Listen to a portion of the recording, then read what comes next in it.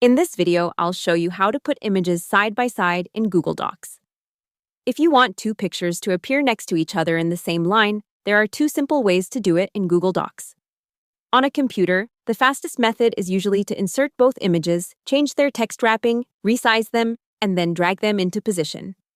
Google's Image Help confirms that Docs has text wrapping, position, and size options for images, which are the main tools you need for this.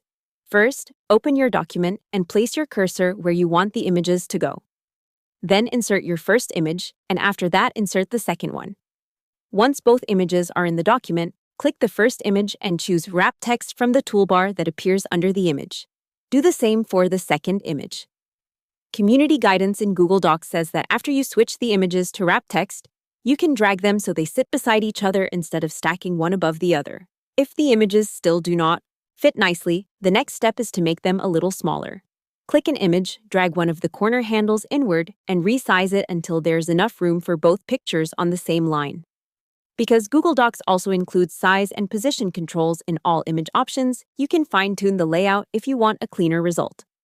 Now, here is the second method, and in many cases it is the easiest one for keeping everything perfectly aligned. Insert a table with one row and two columns, then place one image in the left cell and the other image in the right cell.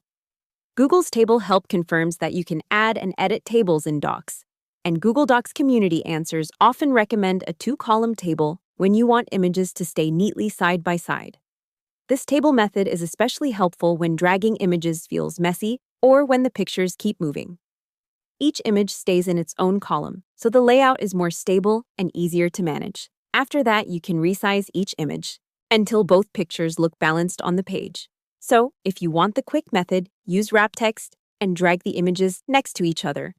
If you want the more organized method, use a two-column table and place one image in each column.